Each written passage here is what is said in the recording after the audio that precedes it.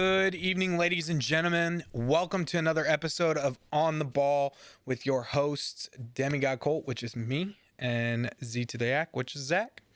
Guys, as you can see, we've got a little bit of a different background for me. Zach looks a little bit more comfortable in his room than I did on my room. So, a little bit of a change up. We don't have the pool table behind us, but my cousin was talking about how we've got a fireside chat behind us. So, kind of a cool little fireside chat. This is actually our favorite chair in the house. It has lasted through many hours of sporting events, many hours of yelling, actually, lot of yelling. There's been a lot of memories in this room now that I think about it when it comes to sports. But anyway, back on task. Guys, we want to thank you so much for your support. If you are watching this on Twitch, please like or follow the channel. We do this pretty much every Thursday, about 7:30 Eastern Standard Time or Eastern Time. Right now we're in Standard Time. We were in Daylight Savings Time. We're now in Standard Time. And if you're watching on this on YouTube, please follow, or like and subscribe on YouTube. It's free. It literally doesn't hurt you at all, and it really helps us. The more people that like, subscribe, follow, the more we get out there. We want to be able to share this message with with everyone, really. And we think that it's a really unique format. You can actually ask questions while we're live, and we answer them while we're live. So, that being said, we have a really great episode for you tonight. Zach and I have done some work on it. But before we get started on that, Zach, do you have anything as we open the show? No, I mean, what are we on now? Is this 9 or 10? I think this is 9. 9, okay. So we'll save the double digit celebration for next week. But um, no, we got a lot to talk about this week with multiple upsets. Keeping it really to football this week. We don't, every other sport's kind of in their off season, other than soccer, I believe. So a lot of football today and a lot to talk about. Yeah, absolutely. It's a great time, honestly, to be a sports fan, in my opinion.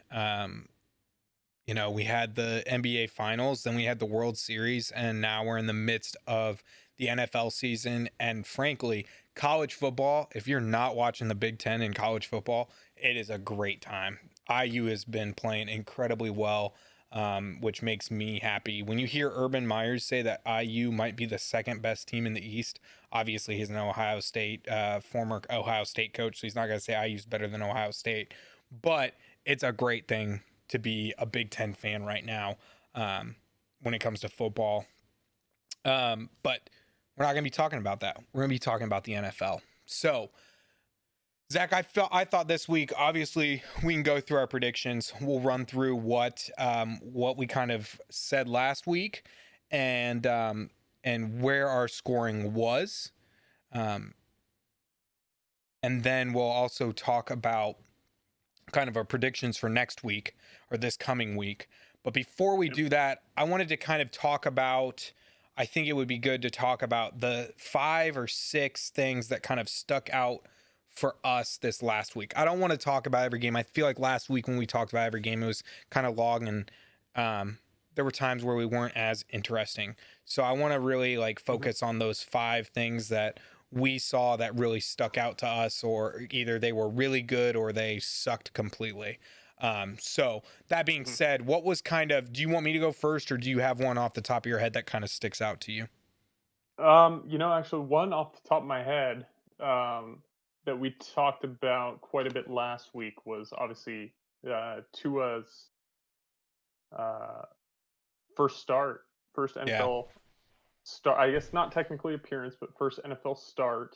Uh, and the Dolphins. It was kind of a weird game. I saw this on a lot of highlights of this game on Twitter, and I think the Dolphins defense. I don't know if I can pull up that statistic, but I want to say they scored possibly, it looks like half of their points, if I'm not mistaken. We can Yep, easily that's look what it that looks like. up. Yeah. Is that what it looks like here? I believe I'm pulling up the game so. right now too. Either way, it was kind of a weird game, and Tua's first start, and we see, the stats don't look all that exciting. They got the win against a really good Rams team. I don't know if this game was just kind of a one-off game that the Dolphins kind of snuck out a W, but I don't really have anything to take away from this game from Tua other than 93 yards isn't going Yeah. to cut it when your defense doesn't put up 14 points. So I mean, I think the biggest thing that I was watching was 95 total yards. So he had 2 yards rushing. One of the things that kind of makes me laugh about mainstream media when it comes to sports is how much of a bandwagon and like hype they are. So like this oh yeah. morning when I was getting ready for work, I was watching Get Up with Greeny, Mike Greenberg, and just the hype that those guys have. Oh, Like, oh, this week disgusting. Kyler Murray and Tua are playing each other. Should we call them Tyler? Like it's like no, like to even use the name Kyler Murray and Tua in the same sentence. If I'm Kyler Murray, I'm going into that game. One, I'm asking my defense to just decimate him. Don't hurt him, but like ruin his day. And if they do, you're buying him Rolexes. And two, like if Yeah. I'm Kyler Murray, I'm going in, I'm throwing for 500 yards. Like throwing for 500, rushing for 200, and getting 7 TDs. I Hmm. like put some Oh respect yeah. on Kyler's name, man. It's all about very bombastic, terminology and hot takes and Yeah, what's going to grab the headline. Um, I recently saw Max Kellerman, I think, separate. another great one. Uh, another. I mean, what did that guy play? Like middle school basketball, maybe. No, I think it uh, was. I think it was Pee Wee basketball. yeah.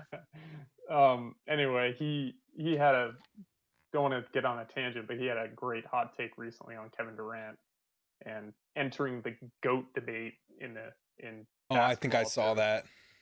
And you just shake your head. I mean, it's getting headlines. People are seeing it, and for better or for worse, he's in the headlines. But yeah, I mean, Tua here, it was very hyped up, like you mentioned, and then we really don't have much to work off of. 93 yards doesn't look good, but the defense put them in control of this game. They ended up running the ball 25 times.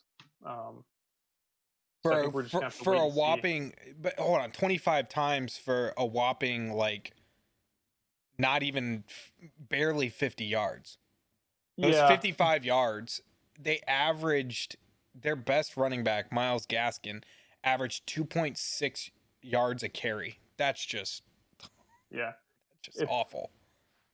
I want to see how many turnovers. I don't know if this is on here as well, but team stats. Take a look at this. But I'm pretty sure the Rams had 4 turnovers, Yeah, so the they did. Dolphins had really good field position this entire game. And then, Yeah. like we were mentioning, their defense put up 14 points. And So I guess let's just put this on pause and see what happens with Tua next week because it's kind of I mean, not very exciting, but we don't also have much to go off of. he's barely over 50% completion. He was Hmm. 12 of 22.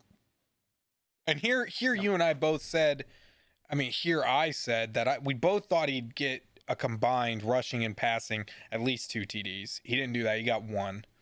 Um, Yep. we both didn't think that he would rush for more than 50 yards, and we both were right on that one. And then you said that he wouldn't pass for more than 250 yards, and I thought he would come out. I thought they would game plan. I know he was playing the Rams, but I thought they would game plan appropriately for him and give Mm. him that, set him up to succeed. And yes, they won the game, but I don't really consider 12 of 22 for 93 yards and 1 TD succeeding personally. Mm. Um, No. that's kind of where mine was. My first kind of takeaway from the weekend was, one of the big ones was really that was the Tennessee Titans game. Mm. You've got a good Titans team that came in, and again, they're relying really heavily on. I think it feels like this was an overall well game, but they got behind, so they had to rely on Ryan Tannehill to keep them and bring them back in this game, and they brought him back. Like they relatively, they lost by 11, but you got Ryan Tannehill showing the way that he was in Miami, talking about another Miami quarterback. He's 18 of 30 for 233 yards, 2 TDs, and 1 interception. That's not really a bad Yeah. day on the field. But that 1 interception, I believe, was a pick six, and he just hindering them. I really want to stand by the fact that I don't believe that if you have to rely on Ryan Tannehill to win you the game, that's not. If I'm a Titans fan, I'm nervous about that. On the opposite side, you got Joe Burrow, who's taking care of the ball. He was 26 of 37 for 249 yards and 2 TDs. I mean, that's just, they have the stalwart of Giovanni Bernard with 15 carries, 62 yards. T. Higgins had another good day, 6 receptions for 78 yards. Tyler Boyd, 6 receptions for 67 yards and a TD. The player that I wish the Colts would have gone after, AJ Green, only had 2 receptions for 19 yards. He doesn't seem like he's a big target for Joe. But where I'm getting with this is you've got a Bengals team that's 2-5-1, and I really don't think their record is what their actual level of play is. I think they're a better team than this 2-5-1 that we're seeing. And I think last week you and I both said that we really like what we're seeing from Joe Burrow and Justin Herbert. Yeah, and actually that's exactly what I wanted to touch on. Just really quick, I think we do know the Bengals are going to be a team with a rookie quarterback that progressively get better as the season goes on, as he gets more comfortable. Yeah. But like you mentioned, Joe Burrow and Justin Herbert, as much as we've talked up Justin Herbert, I did see a stat from PFF this past week, and I think it was either 3 or 4 games, might have been 3, with an 80 or better grade. If you had to guess who has 0 over 80 grade and who has 3 games this year over 80, who would you go with? Oh, I'd probably go with Joe Burrow, honestly. Over 80? Over 80, yeah. Really? Even with how much we've talked up Justin Herbert and how he's lit up the scoreboard and whatnot. I would say the reason why I would pick Joe Burrow is I just feel like Joe Burrow is cautious isn't the right word, but he takes care of the ball better than Herbert does. Herbert is the gunslinging. I guess the way I look at Herbert is Herbert, and this is a really bad comparison, but I would consider Joe Burrow more of that Tom Brady where you're not really you're just being smart with the ball. Whereas I would consider a Justin Herbert more of a early Peyton Manning type, or better comparison, an Andrew Luck. Andrew Luck just throws the ball. He had massive yards. If you look at the first 4 years of his career, he had massive numbers, but he had so many interceptions.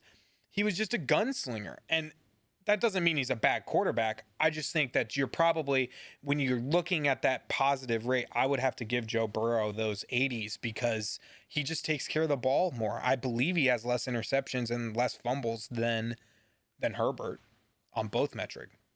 Yeah, I'd have to check that, but you're right. And actually, I'm surprised you said that because of the yardage and the touchdown totals that Justin Herbert's racked up. I think a lot of people would have said Justin Herbert. Yeah. But you're right. Joe Burrow's the one with the 3 games over the 80 grade. And it's almost, if you take this week out, it's almost a little under the radar. He's been talked about, but Justin Herbert certainly, I feel like, stole more of that spotlight. And Joe Burrow's having himself just as good of a season, if not better. And they just knocked off a 5-1, now 5-2 Titan team. So props to him. And then I think we also touched on last week with Ryan Tannehill and how they got behind last week with the Steelers early and kind of had to abandon their Derrick Henry plan where Ryan Tannehill works off of that, and same thing happened here. They're down 17-7. It looks like at halftime, and Yeah. when you're not able to, it looks like when the Titans aren't really able to control the pace of the game, that's kind of when Tannehill, not to say he had a bad game, but it's not quite the efficiency that we see when they're up early and they're running Derrick Henry, Yeah. and Tannehill looks more comfortable throughout the game. So I think two not, big takeaways there, sure. not to interrupt, but could it possibly be the difference between a big market and a small market when we think of the difference between Joe Burrow and Justin Herbert in a sense of how much it's talked about? Because Cincinnati, while it's a big market in like the Midwest, like we're talking LA versus Cincinnati. Like, of course, Cincinnati is not a bigger market than LA. And so theoretically, in my mind, you're talking about a Chargers team that just is going to get more coverage. Because, I mean, heck, you've got Colin Cowherd, who is sitting in LA in the ESPN, in the Fox Sports studio, who's going to talk about him.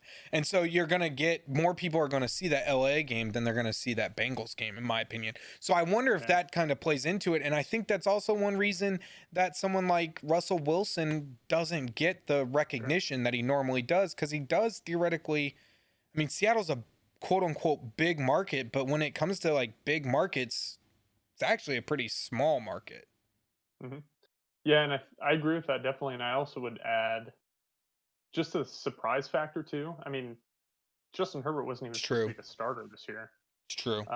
It took a freak scenario with the Chargers team doctor and Tyrod Taylor to put Justin Herbert in this position. So there's a surprise factor, market factor. Yeah, just an interesting kind of comparison. I think a lot of people thought Joe Burrow would kind of do what he's doing, just being the number one pick and the success he had at LSU. So, but yeah, big win for the Bengals here for 1 year. Yeah. But it was a lot of success. He won a title. He won a title. What was kind of your next? Transitioning to on to the next one? What was kind of another one of your big takeaways from last week? The big one, actually, the team who's playing tonight again, Thursday here, the Packers and Vikings last Sunday. I'm glad you brought this one up.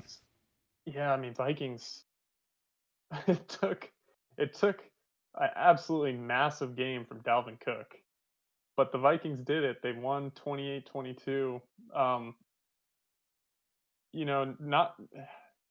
I guess it's the first time I looked at the numbers. Kirk Cousins threw the ball 14 times, 11 completions, only had one touchdown, and they beat a top 5 offense in football in Green Bay.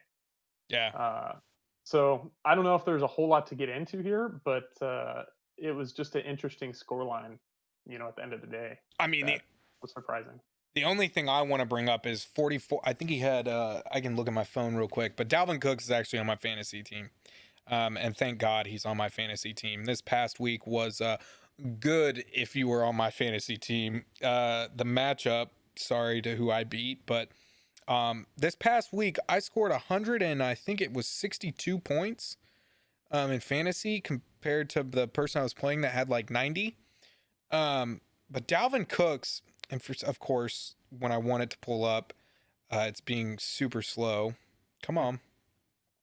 Yeah, he carried the ball 30 times, 163 yards. Yeah, he had like rushing with a passing, receiving touchdown as well. He had like 44 points is where I'm getting with that. It was insane how many yards this man had.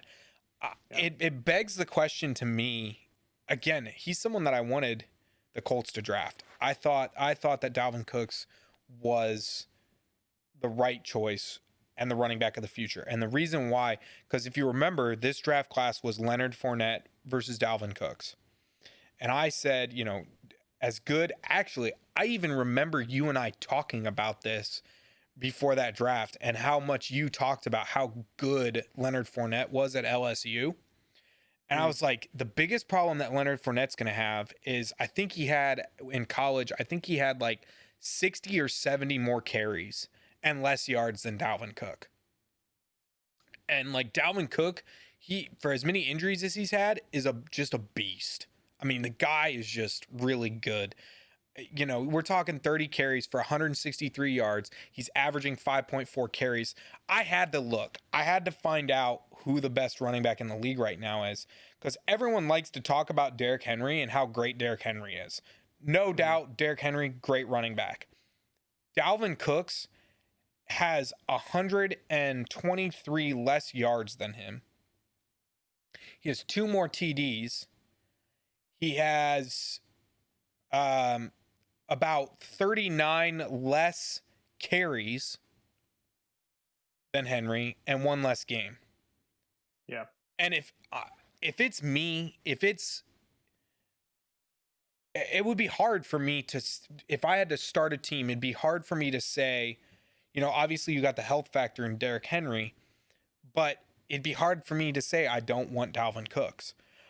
But this also leads to another question that I have is Ezekiel Elliott overrated? Well, that question leads to a question I wanted to bring up. And that question is,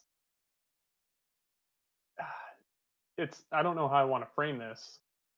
I've seen it being thrown around, but is the running back position not as valuable as it may seem, as far as having one of these top tier guys? Because we've seen, I mean, coming to the season, it was Christian McCaffrey. To be fair, he's been hurt. Mm-hmm. You know, a couple years ago, you have a whole different list of top 5, top 10 running backs, and it seemingly just rotates weekly of who the best running back is. And then you don't talk about, like, no one was talking about Dalvin Cook really until this week.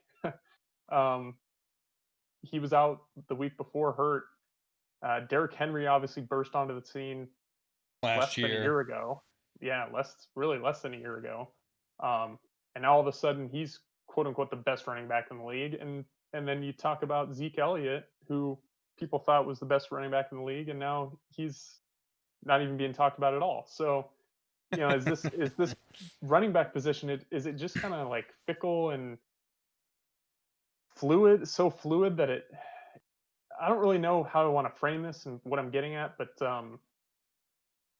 it's seemingly very hard to predict really or understand who the best running back is in the league. And I think that's just so dependent on so many team factors and game planning and defense that you're facing. So to answer your question, I don't think Zeke Elliott is overrated. I think the Cowboys offense just sucks right now. Their whole team sucks. And he can't get anything going when, I mean, what's his name? Ben DiNucci. Are they going to stack the box for Zeke Elliott? Or are they going to, you know, let Ben DiNucci try and beat him? And he's not even going to be, and from everything I've read this week, he's not even going to be the starter this week. Where I was kind of getting with that, so to answer your question, and I like this conversation, I like this discussion, I think your question is a great one. I think if you're looking at a team, I think if you go back in history and you look at the Emmitt Smiths, the Walter Paytons, the Tim Browns, the running back for the Cowboys, Emmitt Smith. If you look at those guys back in their day, they were the workhorse of the team. They were the guys getting the yards. They weren't passing all over the place. I think it's very much more important that you have a quarterback nowadays that can win the game for you. And I think we're seeing that with Tennessee.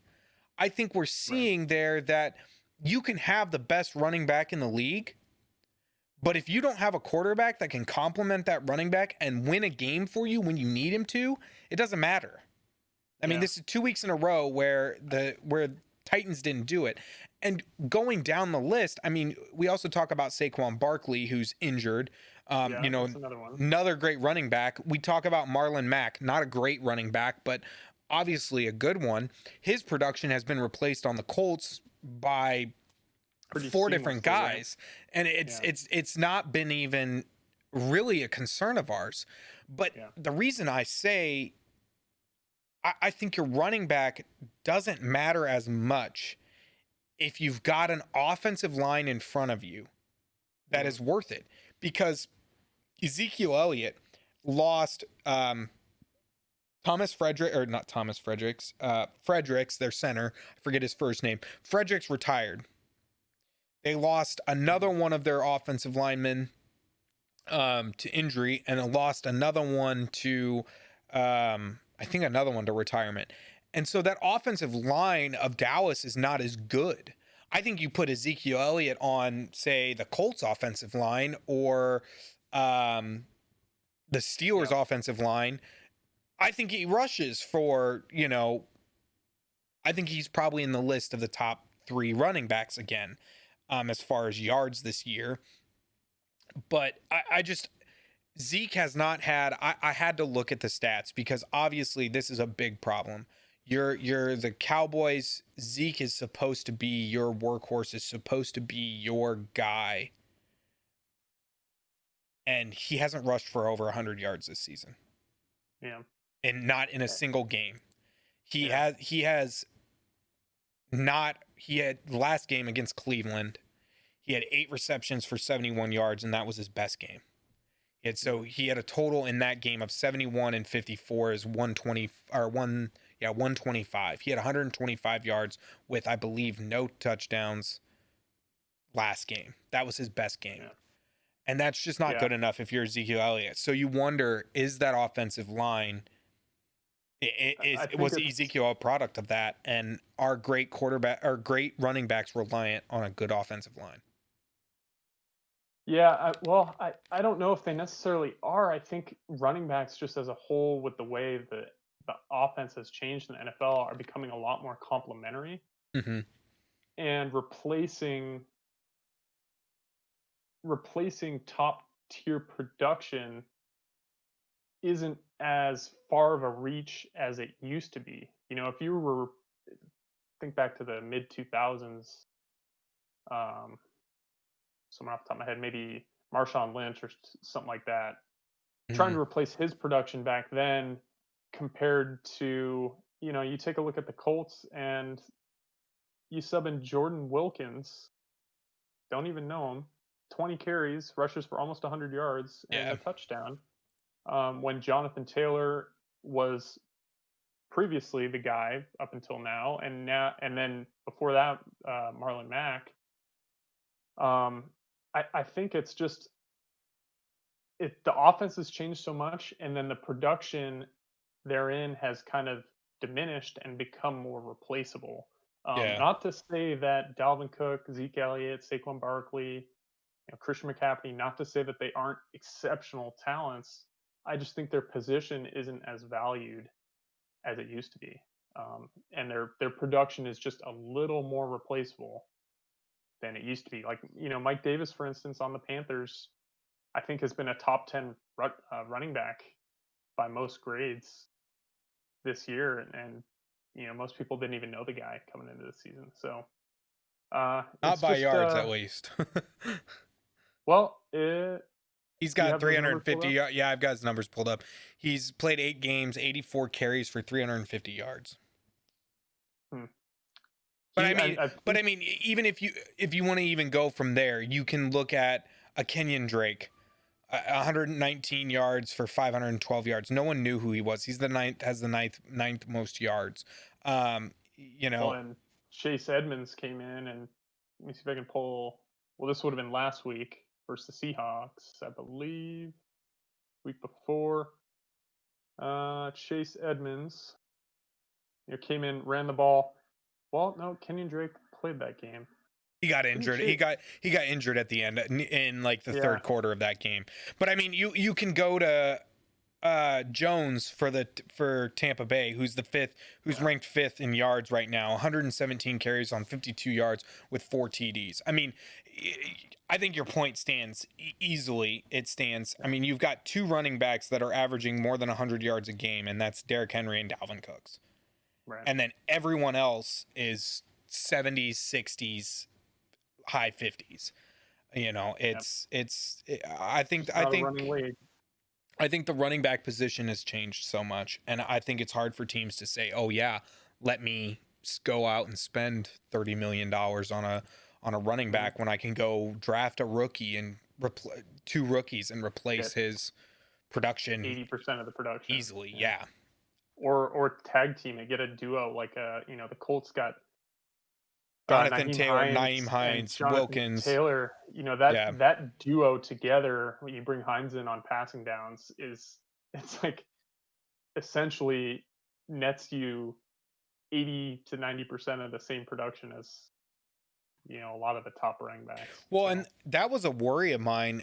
I think I said this last week. It was a worry of mine when the Colts drafted Jonathan Taylor, because I like Marlon Mack. I mean, obviously happy we have Jonathan Taylor now, but Jordan Wilkins, sorry. Jordan Wilkins, he was on the team 2 years ago. He was drafted with Nyheim Hines. So Nyheim and Jordan were drafted the same year. I believe it was 2 years ago. Maybe it was last year. And I really liked what we saw from Marlon Mack, Nyheim Hines, and Jordan Wilkins. Wilkins was that third down back that was kind of that change of pace that you needed, whereas Nyheim Hines was your catch out of the backfield, and Marlon Mack was your elusive guy. Now, Jonathan Taylor can step into that role, and I was worried that we'd get rid of like a Jordan Wilkins, because Jonathan Taylor could be that every down back that we could theoretically have. But thankfully, I mean, thankfully, but not thankfully, Marlon Mack gets hurt, and now we're using all three of them again, which leads to, I think on this offseason, the Colts are just going to let Marlon Mack walk, because I think we can survive without him. You know what I just thought of here, thinking about baseball really quick, and what the NFL running back scene has almost turned into, comparing it to baseball, is in baseball it's a platoon strategy. So you have a guy who hits righties well, say call it your left fielder, and your backup left fielder hits lefties well. And when there's a lefty on the mound, you play the guy that hits the lefties well. And when there's a righty on the mound, you play the guy that hits the righty well. Yeah. And you just run this platoon strategy the whole year, and you just tag team it. And at the end of the year, when the guy who hits the lefties well hits 270 and the guy who hits the righties well hits 285, well, you just netted, a 280 hitter from left field. Yeah. By cycling two guys. And I feel like that's kind of a similar scenario to what we're seeing with a lot of running back situations right now. I think that's fair. I think that's a great point. I really do think that's a great point.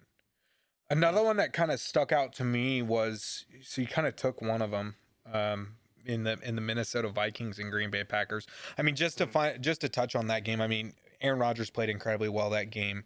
Again, Vikings didn't really get much from Kirk Cousins. I'm not sure they like that $80 million they've spent. I don't think it's obviously been worth it. But kind of moving on to that next one, the Pittsburgh Steelers versus the Baltimore Ravens. And an interesting stat that I saw today was, I believe it's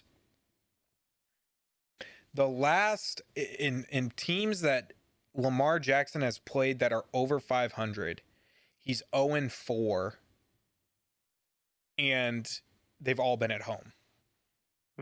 This is this season alone? I think it goes back to last season too.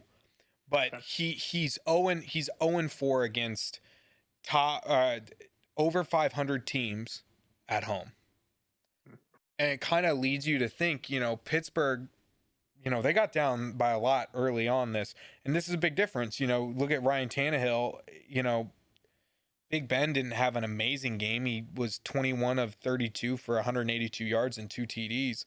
But he didn't have any interceptions. And James Conner was 15 for 47. I mean, this game was won by the Pittsburgh defense, who had 14 points.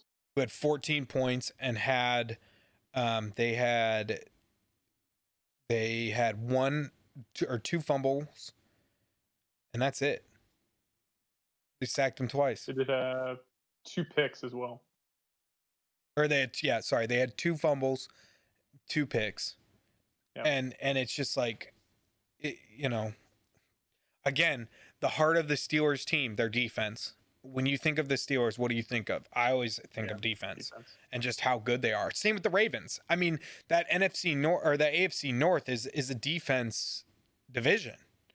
The Baltimore Ravens and the Pittsburgh Steelers are known for their defenses, and Lamar Jackson doesn't come up with 208 yards for 2 TDs and 2 interceptions. He had 16 carries for 65 yards, but couldn't get it done. Again, he's played against good defenses, and it's going to be an interesting matchup this weekend because I believe they're at home they're here against the Colts, and you've got a good Colts defense that he's going to be playing against. So, I think there's some disappointment in Baltimore, and again, the Steelers are finding ways to win. It truly is. I did not think the Steelers were going to be this good. And frankly, they're one of the best teams in the NFL right now. Are they better than the Chiefs? I'm not sure. But they're one of the best teams in the league right now for sure. Yeah, I'd agree. I mean, the question that comes to me is thinking back to earlier this season, Lamar Jackson, and I believe it was a knee injury. Is he still nursing that? He did run the ball 16 times, 65 yards. So he's still running the ball. They're not, at least from the box score, it doesn't look like they're concerned with the health of his legs. But you have to wonder if he is fully healthy, what's going on. You also kind of wonder about their receiving corps. He really doesn't have a target to throw to as far as being that go-to guy. I think they thought Marquise Brown, Hollywood Brown, would be that guy this year, and he definitely has not panned out. Their running game is kind of in a flux with 3 different guys. So it's Ravens are, they're 5-2, but they got some things to work out, and then the Steelers keep on rolling. Just a really balanced team. Big Ben's taking care of the ball. Good running game, solid receiving corps, and then, like we mentioned, the excellent defense. So, well, I did see an article today that Lamar Jackson is taking the blame for not getting Hollywood Brown the ball more. And so it'll be interesting to see how they play the Colts. Again, Colts don't have one of the best secondaries in the league, but it'll be interesting to see. I'm looking forward to that game this week. And kind of my final one for the week was that Colts win against the Detroit Lions. They just dominated from start to finish for the most part.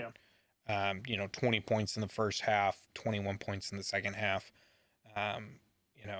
Phillip Rivers again has another good game. 23 of 33 for 262 yards and 3 TDs. I like my 13-3 prediction. I'm going to stand by it. As much as Trev hates it, but 8-1. Got to go 8-1. Yeah, it's just and we got a pretty heavy schedule coming up soon, but we were playing a good Lions team. You give the Lions some credit. They don't have a rushing attack, but Stafford was 24 of 42 for 336 yards and 3 TDs. That's with 1 interception. That's a good day at the stadium. So, Yeah, Colts 41 points. I didn't catch any of this game, but I'm sure you did. So you'd be the one to have the eye test. But Phillip Rivers from the box score got it done, and that's really, if you're a Colts fan, I think just all you need to be asking for is Phillip Rivers to have maybe not full shades of his Chargers days, but just have enough when they need it. Yeah. To get them somewhere into the top few seeds of the AFC there and make a playoff run. The other aspect that sticks out to me is our receiving core. We don't have a Seahawks receiving core. we don't. Yeah. And yet here we are. T.Y. Hilton gets hurt again this year. It's unfortunate. Guy can't stay healthy. Hasn't been able to the last 2 years. But even when he was healthy, he really wasn't there. He really wasn't a presence at all on this team. And so it begs the question, we've been playing all year without a number one receiver. One, that's one reason I wanted them to go get AJ Green. But two, like, this is what Phillip Rivers is doing without top tier Yeah. receivers. Imagine what he could do if he actually had a top tier receiver that he could actually throw the ball to. That would be scary to me. I hope Ty gets healthy. I hope it doesn't appear he did practice this week, I believe. So hopefully he's healthy. Hopefully he starts getting his timing down with Phillip. But you know, Mm, it's been interesting for sure. right. So you got any other Yeah. ones that stuck out to you? Yeah. There's a couple. One quick thing. With the NFC South specifically, we saw the Saints and Bears play. We saw the Bucks and Giants play. Um, obviously Bucks and Saints, NFC South. A couple scares for that division. A 2-point win and a overtime walk-off kick win for the Mm-hmm. Saints. Um, which team are you? Are you concerned at all with the Bucks? I'm not really, but are you concerned with the Saints, or do you think that's just a lack of weapons?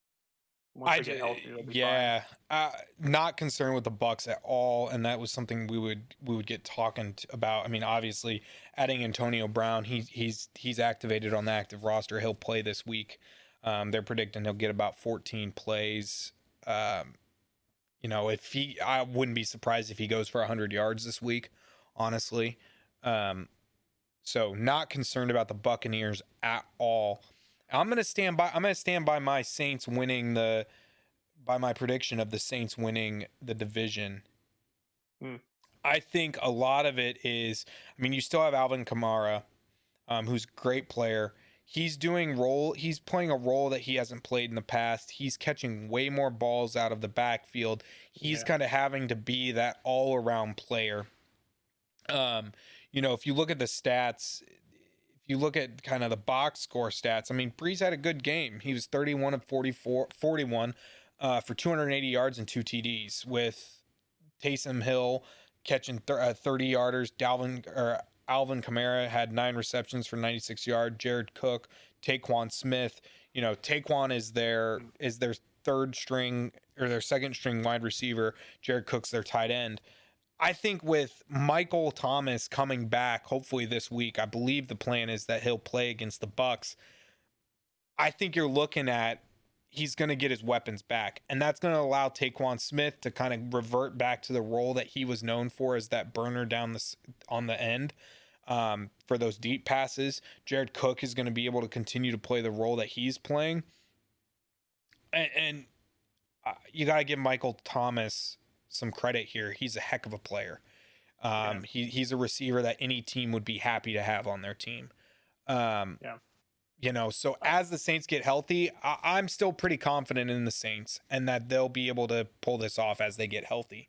yeah, But Sunday is the decider. I mean, whoever wins this game on Sunday is more than big likely game. going to win the division. Yeah, big game. And I'm definitely not writing the Saints off. Michael Thomas is going to be a huge, huge upgrade for that offense. I mean, you see Alvin Kamara basically having to be their wide receiver one right now, Mhm. with that lack of depth. But there's something, I've seen a lot of Drew Brees, NFC, Saints, Seahawks have had a lot of matchups, playoffs, and big regular season games. And I've seen Drew Brees throw the ball a lot, and it just still doesn't look like vintage Drew Brees. I know the stats look fine, but the eye test, where there were a couple balls he's underthrowing guys, timing's off.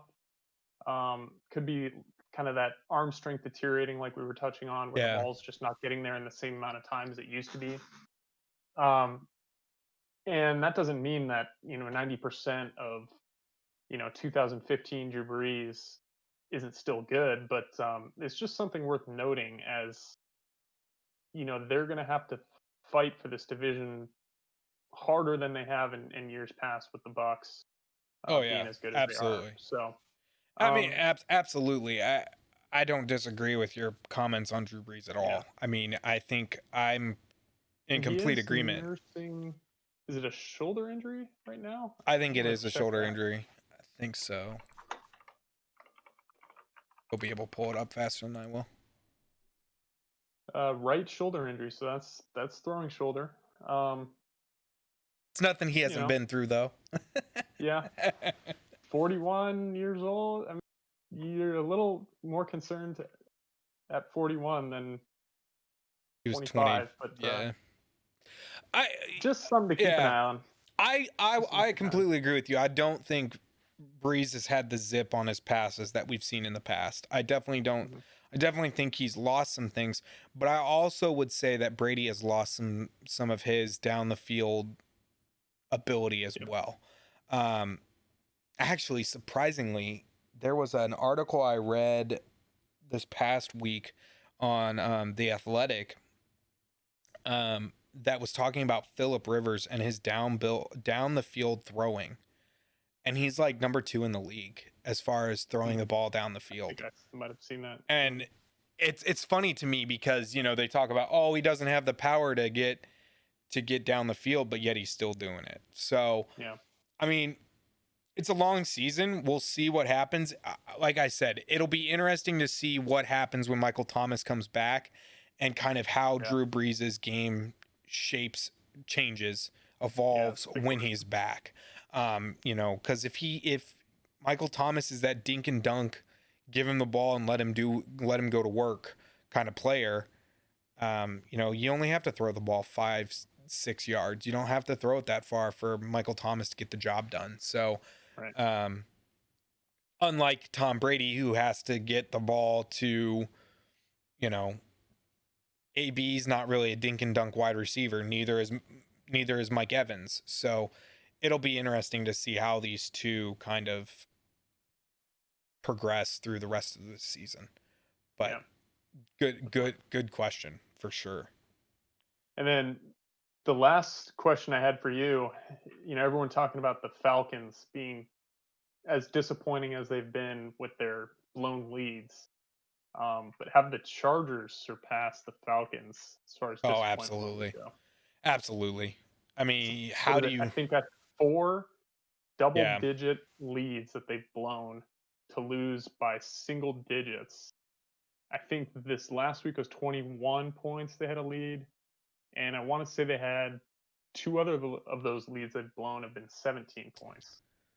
Um, I mean, so again, the Falcons are getting all the heat, but the Chargers are right there. well, I think the reason why you get that is you have people think about the teams, think about the players on the teams, right? So you and I kind of talked about this maybe last week or the week before, not on podcast, but outside of it, you and I talked about who do the Chargers really have? I mean, when we talk about it, they've got some good players, right? They've got Justin Herbert, they've got Keelan Allen, Mike Williams, but like realistically, who do they have compared to the Falcons, who have Todd Gurley, who have Matt Ryan, who you're you know what you're getting out of Matt Ryan. I mean, he's a former MVP of the league. Mhm. He's a big game player. They have Max, their center. They've got a big name center. They've got a big name defense.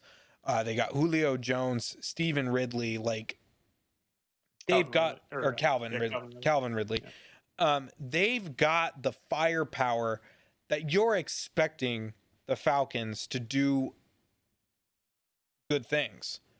Whereas with the Chargers, they still have a rookie quarterback. Like as great as we're talking about how Justin Herbert is, he's still a rookie. Like yeah, he's still very young in this, and he doesn't really have those top tier, game changing great receivers like a Julio Jones is or a Todd yeah. Gurley is. I mean, Keenan Allen has been that for him this year for Mm-hmm. sure. I want to say he's like the fourth highest graded receiver in football right now. Um, After that, it drops off pretty significantly, and honestly, I can't really name anyone on their defense. So Besides Um, Bosa. Bosa, of course, but I think your point is fair. Where the Falcons are more expected to maybe even have been, fighting the Bucks, fighting the Saints Yeah. for a top spot in that division, and the Chargers were kind of an afterthought, but still disappointing. I mean, maybe the Chargers squeak out 3 of those wins that they've of the 4 that they've blown, and Mm-hmm. they're 5-2, and this division actually gets pretty darn fun with the Raiders, and I mean, you're only 2 games behind the Chiefs. Not that they would maybe win that division, but it gets interesting if they're 5-2. That's a fun division to follow. But now it's just kind of the Chiefs running away with it, and I think it's are the Raiders going to make it into the playoffs? So I think it's still a fun division. Like yeah, I think sometimes when we look at like looking at records can, for some people, I'm not saying this is you, but for some people, they look at a record and they say, "Oh, well, this team isn't fun." Like I kind of look at soccer, okay? This is kind of my viewpoint, and Brian Adams, if you're listening, this is a discussion you and I have had a lot. Liverpool is a great team. It's a lot of fun to watch. Last year, probably the most fun to watch, other than us winning a title, the most fun team to watch for me last year was Chelsea. They had a lot of young players. They ran a very fast paced system, hmm and they just executed incredibly well. So it's, they finished top four, and that's great and all. In the Premier League, you want to win. It's either you win or it's nothing. A top four is great, but if you didn't win, it's nothing. But like they were a great team to watch. Sheffield United, another good team that didn't make the top four. That was a heck of a lot of fun to watch. Wolverhampton Wolves, another great team to watch. So it's not like the Mariners, whose record is dog hmm crap and they're boring to watch because they throw away every game at the end. It's not like we're expecting them to win any game they play. But like yeah, I think that the NFC or AFC West is actually a really fun division, and it's actually it is. Yeah, more fun than I thought it would be, because I really thought that the Chiefs were just going to run away with this division, whereas now you've got the Raiders and you've got the Chargers, that any given Sunday the Chargers could beat the Chiefs oh yeah, if Herbert they plays should have. well. That was one of their leads that they Yeah. blew Yeah, that was one of the leads they about a blew month away, ago. Yeah, So it's like yeah. anything's possible.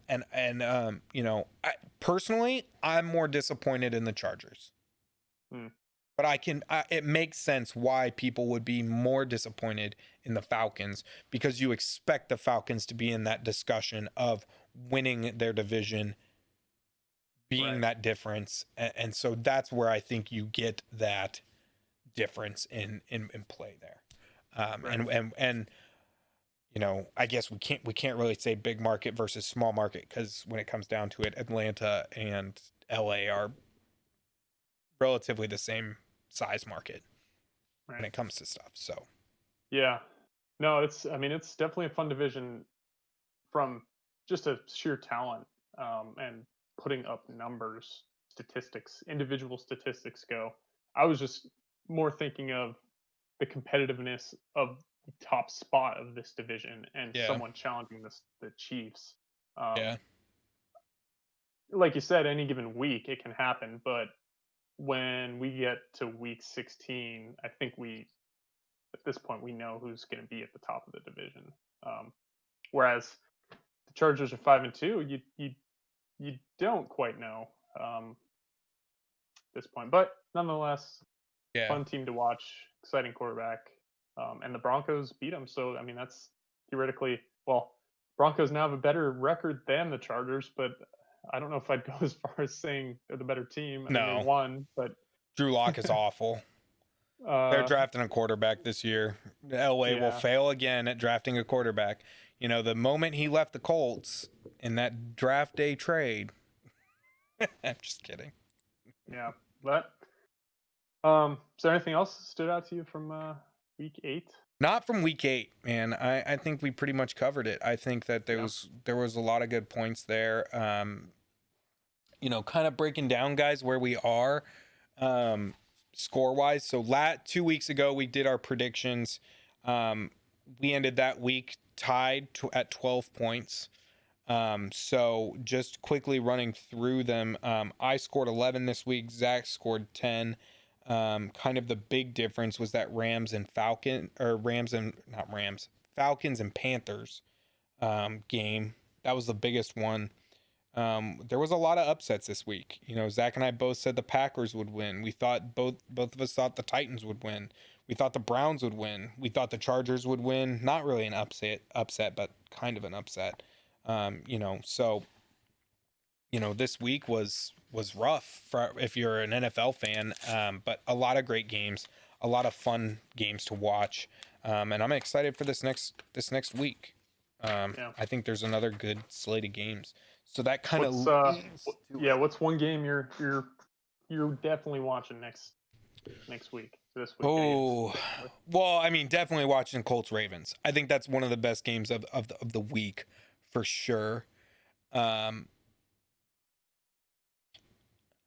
want the Bears to prove that they are who they want us to think they are. Yeah.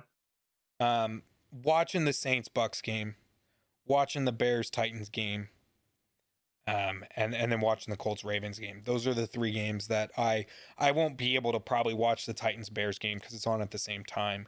But if I could, I would. But those are the three games. I'll be following that Bears Titans game, but I'll definitely be watching Colts Ravens, Bears Titans, and Saints Bucks. Yeah. But I also think the Seahawks versus the Bills. I want to know what Josh Allen can do. Will he be the guy that we thought he was going to be this year, or will he go back to the way he was? Right. Couple rough weeks in a row. Honestly, I mean, the Seahawks defense was improved this past week, but if you need a little confidence boost in the passing yardage department, going up against the Seahawks isn't the worst team to go against. So we'll run through these real quick. Packers 49ers, who you got tonight? That's Packers win. Jimmy's out. Packers win. It's not just Jimmy; it's the whole team from the last year's divisional game. So it's not just Jimmy this week, unfortunately. Yeah. Broncos Falcons at Falcons. Go with the Falcons there. Okay, I'm in agreement on that one. I don't think the Broncos make it happen. Let's see here. Seahawks and Bills. Seahawks. That one. What's the weather supposed to be like in Buffalo this week? Says 71, sunny. Okay, so I'm taking the Seahawks. We'll be able to throw the ball. Yeah, if you weren't able to throw the ball, I'd have to go with the Bills. Mm-hmm. Colts Ravens. That's a really tough one. Tread lightly, I'll go Zach. with the Colts. Okay. Honestly, the Ravens. I don't know. Something seems off about them. We are 6-0 versus Baltimore all time, including playoffs at home. So I'm taking the Colts. They're gonna want this one. This game is a prove it game for the Colts. They're gonna want this one, and they're gonna come out and they're gonna play hard. That's just my inkling. Probably the worst game of the week. Texans versus Jaguars. I'll go Jaguars. Really? They don't have Minshew. They benched him. That's why I'm going Jaguars. The new guy from Oregon State, Luton something. Okay. Something Luton. Okay. Yeah, I'm giving him a first career win. Houston's won 5 straight against Jacksonville. I'm gonna have to go with the Texans here. I just think when it comes down to it, the quarterback play is going to be the difference maker. And I think obviously Deshaun Watson is better than some guy from Oregon State or wherever he's from. Chiefs, Panthers. That's a Chiefs win. I agree. Lions, Vikings. No, maybe no Matthew Stafford. He's out. Yeah, I'm gonna go with the Vikings. Yeah, I think this is our first chance to kind of figure out our first chance how many over under 2 rushing TD over under 120 yards rushing for Cooks. 120. Yeah. I'll take the under. Okay, I'm over. I think he'll make it work. Bears and Titans. Titans. That one. I'm hoping the Bears can do it, but I got to take the Titans here. Yeah. Really need them to win this game. Another battle for the bottom. Giants and Washington. Hmm. I'm taking Giants. They've won 4 straight against Washington. Yeah, I'll go New York. You know, they almost knocked off the Bucks, so. Golden Tate is kind of mad about not getting receptions either. Well, Chargers and Raiders. Chargers. They're gonna win. They're gonna be up 24 and not blow a lead.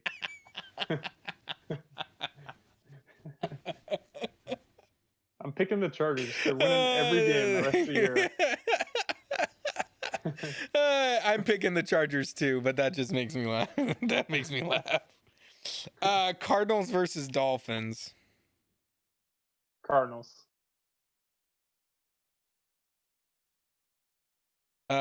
Total yards over 150 for Tua. Over Tua. under. I'll stay 150. I'll stay under. Under, okay. I'm gonna join you on that. Because that's rushing and passing. I'll say over just for interesting. Steelers, Cowboys. Steelers by 40. By 40. I'll take the under on that. I'm writing by 40. So you know.